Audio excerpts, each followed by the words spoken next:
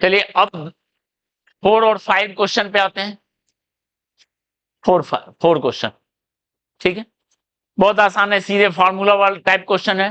To satellite having mass 2:3। Satellite का mass जो है इस रेशियो में है 2:3, और रेडियस का रेशियो R1:R2 कितना है 1:4। ऑर्बिटल स्पीड, तो क्या ऑर्बिटल स्पीड में सैटेलाइट के मास का कोई रोल है? सैटेलाइट के मास का कोई रोल नहीं है, ठीक है। यानी V1/V2 जो होगा रूट ओवर V का वैल्यू क्या है √Gm/r, ये है। स्मॉल m का कोई रोल नहीं है, स्मॉल m जो घूम रहा है, देखो कैपिटल M है जो सेंटर में है और स्मॉल m है जो घूम रहा है, जो भी नाम दो, अब जो नाम देके करो, तो V का वैल्यू ये है, उसको मास से कोई मतलब नहीं है, independent of m, small m। तो बताओ V1/V2 क्या होगा √R2/R1 क्या है 4/1, दैट इज 2:1। ऑर्बिटल स्पीड 2:1 होगा। Second, period of revolution T1/T2, again period का भी फॉर्मूला में m का कोई रोल नहीं है, क्या है फॉर्मूला 2π√Gm/r/3/2। मास का कोई रोल नहीं है, सेंटर पे जो मास है उसका रोल है, जो रिवॉल्व कर रहा है उसका कोई रोल नहीं है, ठीक है। तो क्या लिखेंगे बताओ R1 power bye R2 power, तो R1 बाय R2 1/4 पावर 3/2, 1/4 का हाफ 1/2, यानी 1:8। टाइम पीरियड का रेशियो क्या होगा 1:8, ठीक है। यानी ड्यूरेशन ऑफ ईयर जो है 8 से नीचे वाले का 8 गुना होगा। एक का 50 दिन में ड्यूरेशन है तो दूसरे का 400 दिन, ईयर का duration 8 times. Third third question क्या है, टोटल एनर्जी। टोटल एनर्जी में रोल है E1/E2 माइनस Gm/m1/2R1 2R2, यही है टोटल एनर्जी का, ये फॉर्मूला है। ये सब तो कट जाएगा, माइनस माइनस कट गया, 2 कट गया, R2/R1 और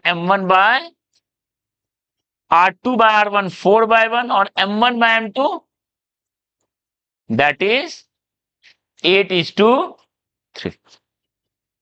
8:, क्लियर है टोटल एनर्जी का, ओके। टोटल एनर्जी का ये कहानी है, ओके। अच्छा, एक चीज देखो, टोटल एनर्जी रिलेटेड एक छोटा सा क्वेश्चन ऐसा भी बनता है, इसको भी समझ लो। कोई मान लो m के अराउंड में कोई m घूम रहा है R1 रेडियस में, ठीक है, और इसको हमको पहुंचाना है R2 रेडियस में, इसको यहां से यहां पहुंचाना है सैटेलाइट को, ठीक है, लोअर ऑर्बिट से हायर ऑर्बिट में पहुंचाना है, ठीक है। तो बताओ लोअर ऑर्बिट में ज्यादा एनर्जी है कि हायर ऑर्बिट में?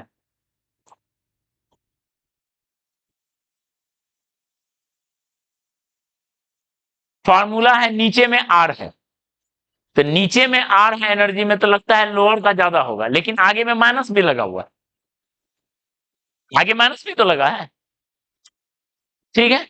यानी जैसे जैसे रेडियस बढ़ा है R2 ज्यादा है R1 से, तो एनर्जी ज्यादा होगा फाइनल का।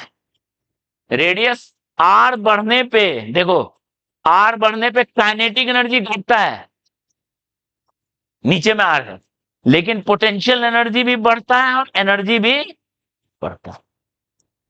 ये भी आ सकता है क्वेश्चन में, ठीक है, समझ में आ रहा है ना। यानी कई बार ऐसा ग्राफ भी आ सकता है, काइनेटिक एनर्जी पोटेंशियल एनर्जी का ग्राफ, एक रफ स्केच हम ड्रॉ कर देते हैं, देखो,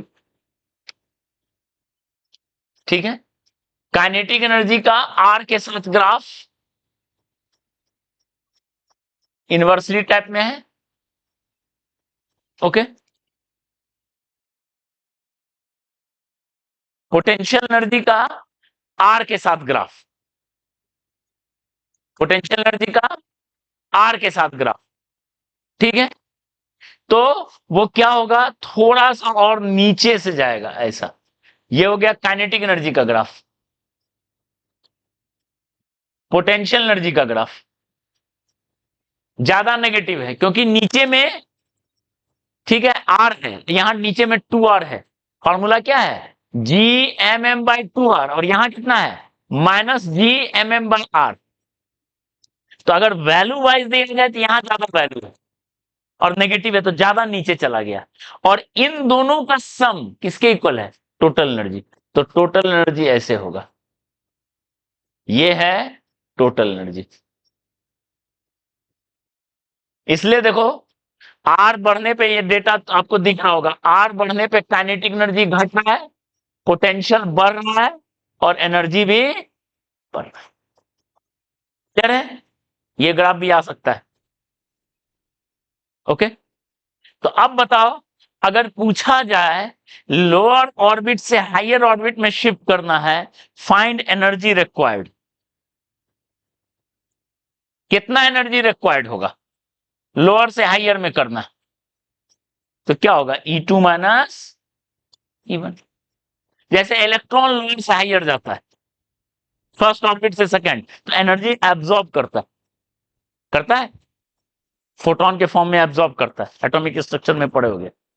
लो ऑर्बिट से हाई जाता है तो एब्जॉर्ब करता है एनर्जी, क्योंकि उसको अपना एनर्जी बढ़ाना है,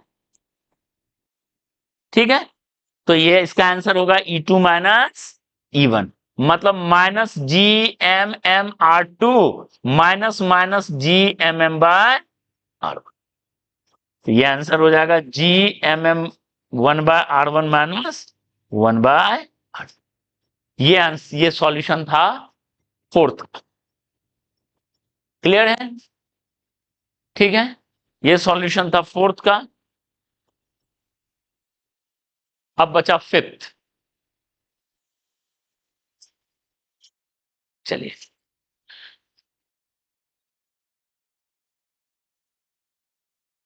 ये ग्राफ भी नोट कर लीजिएगा, ठीक है। चलिए अब फिफ्थ देख लेते हैं। फिफ्थ क्वेश्चन देखिए, फिफ्थ क्या बता रहा है, बताइए क्या क्वेश्चन है। फिफ्थ थोड़ा सा फंडामेंटल पे, if gravitational force were inversely proportional to r, inversely proportional to cube of distance, ठीक है, मतलब जो अब तक Gmm/r² कर रहे थे, अब है some constant bye r³, r² नहीं है। मान लो, ठीक है, मान लो वो जो है क्या है, Gmm/r³ टाइप का है, या सम कांस्टेंट बाय r³ ऐसा है ग्रेविटेशनल फोर्स, ठीक है। तो सारा इक्वेशन ही बदल जाएगा। मतलब क्या दिया हुआ है, इफ ग्रेविटेशनल फोर्स वेयर, मतलब एक हाइपोथेटिकल वर्ल्ड में इमेजिन कर रहे हैं, ग्रेविटेशनल फोर्स जो है इनवर्स स्क्वायर नहीं है, इनवर्स क्यूब है। तो आपको पता करना है कि how following quantity depend on R of revolution. कोई चीज रिवॉल्व हो रहा है तो ऑर्बिटल स्पीड उसका आर पे कैसे डिपेंड कर रहा है। मतलब ये मान लेते हैं ये एम है, ये एम है, ये घूम रहा है, ओमेगा, टाइम पीरियड, सब चीज जान रहे हैं, पहले जान रहे थे। जब फोर्स क्या था, force inversely proportional to r² था, तब जो है v अगर याद रखो तो 1/√r आ रहा था, नीचे में r आ रहा था, देख लो यहां भी है ऑर्बिटल स्पीड, ठीक है। ओमेगा जो है 1/r³ आ रहा था, नीचे r³ आ रहा था, और टाइम पीरियड r⁻, ये कब हो रहा था, जब फोर्स इनवर्स स्क्वायर था। आपसे क्या पूछा गया, अगर फोर्स प्रोपोर्शनल टू r³ हो जाए तो आपको पता करना है वी आर का कौन सा पावर होगा, ओमेगा आर का कौन सा पावर होगा, ऑर्बिटल स्पीड, एंगुलर स्पीड। और टाइम पीरियड आर का कौन सा पावर होगा, पीवाईक्यू का क्वेश्चन। ठीक है, आपको फंडामेंटल समझना है। इसका डेरिवेशन देखो, डेरिवेशन क्या था, फोर्स इक्वल टू लिखते थे M V square by R. कैसे लिखते थे, ये कैसे डिराइव होता था, M V square by R थी फोर्स, नेट फोर्स, और वो किसके प्रोपोर्शनल था, 1/r²। था, तो बताओ ये आर कट गया, तो वी प्रोपोर्शनल क्या आता था, पावर हाफ है तो 1/√r आ जाता था, इसी से आता था। सेम चीज यहां लगाइए, सेम चीज यहां लगाइए। कैसे करेंगे, net force M V square by R, वो क्या लिखेंगे बताओ, प्रोपोर्शनल टू आर क्यूब। जो आर स्क्वायर का क्या है, आर क्यूब। तो यहां से कट गया तो क्या बचा, आर स्क्वायर। तो बताओ वी किसके प्रोपोर्शन आएगा, we square proportional to 1/r², यानी वी प्रोपोर्शनल टू 1/r आ जाएगा। ठीक है, बदल गया पैटर्न। ओके, वी प्रोपोर्शन, ये इसको यूज किए थे तो ये सब आया था रिजल्ट। कैसे आया था, डेरिवेशन, ये डेरिवेशन बेस्ड क्वेश्चन है, रिजल्ट बेस्ड क्वेश्चन नहीं है। कैसे किए थे derive, M V square by R किसके आ रहा था, net force, net force proportional to 1/r²। तो देखो तो इसी से सब आया। तो सेम चीज यहां लगाएंगे, M V square by R that is net force, वो किसके इक्वल है, प्रोपोर्शनल टू 1/r², बस लगा। Clear, V proportional to 1/r, omega proportional to 1/r², V by R होता है ओमेगा,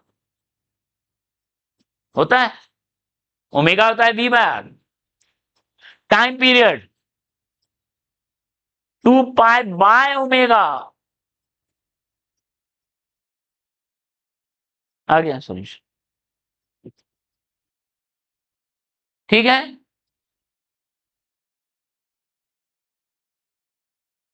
ओके, तो उसका आंसर वो होगा, पीवाईक्यू का क्वेश्चन है।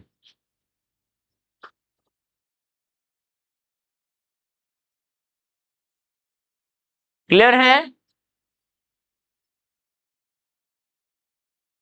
समझ में आए, आप कुछ भी आर लेके आप आगे ट्राई करना। फोर्स जो है आप ट्राई कर सकते हो, फोर्स प्रोपोर्शनल टू 1/r का पावर 4 है, बस वही है, या r पावर n है, चलो r पावर n, या r पावर ऊपर ही n ले लो। ठीक है, आप निकालिए वी आर का कौन सा पावर होगा, ओमेगा आर का कौन सा पावर होगा, टाइम पीरियड आर का कौन सा पावर होगा, एन के टर्म में, एन के टर्म में कर सकते। क्लियर है, कैसे बनाएंगे, लॉजिक समझ में आया। ओके, थोड़ा सा यूनिक क्वेश्चन था लेकिन बढ़िया क्वेश्चन।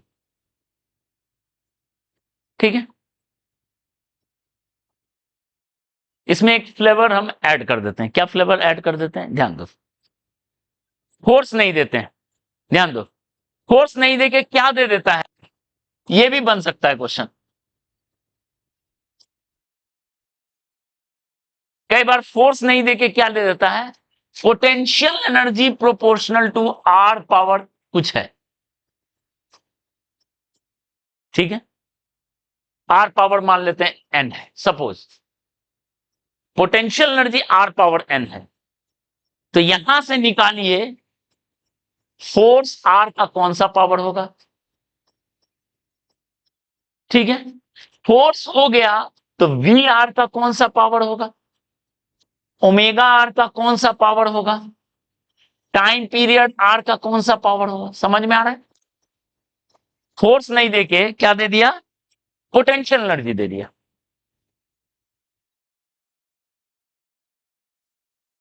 ओके, तो इसको कैसे सॉल्व करेंगे, एक चीज और टर्म ऐड कर दिया, इसको कैसे सॉल्व करेंगे, फोर्स नहीं देके पोटेंशियल एनर्जी दे दिया। इसको कैसे सॉल्व करेंगे? एक लाइन का सॉल्यूशन है, देखिए ध्यान दीजिए। यहां पे पोटेंशियल एनर्जी क्या होता था? U प्रोपोर्शनल टू 1/r होता है, G(m)m/r।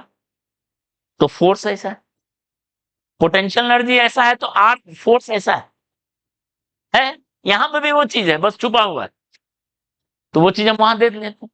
तो पोटेंशियल एनर्जी फोर्स में क्या रिलेशन होता है?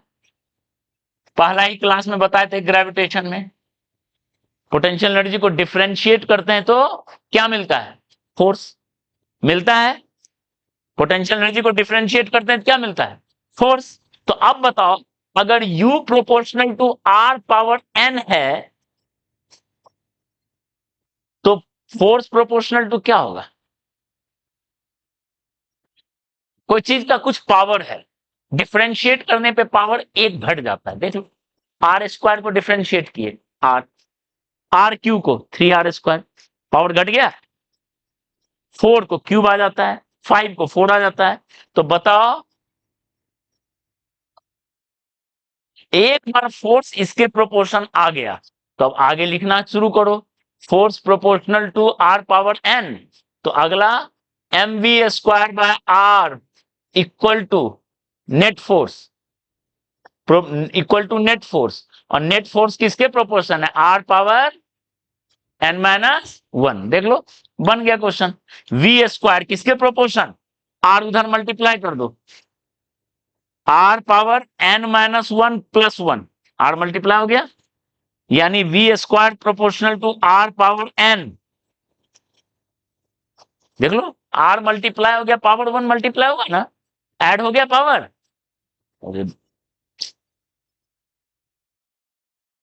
यहां से हम क्या करेंगे? v² proportional to R power n-1 into R हो गया। R पावर 1 है तो पावर ऐड हुआ, ठीक है। तो अब बताओ, यहां से v किसके प्रोपोर्शन आ गया? R पावर n/2 हो गया। जब v हो गया तो ओमेगा निकल आएगा, ओमेगा इक्वल टू v/r होता है, यहां से टाइम पीरियड निकल आएगा, तो सब चीज रिलेट हो गया। क्लियर है?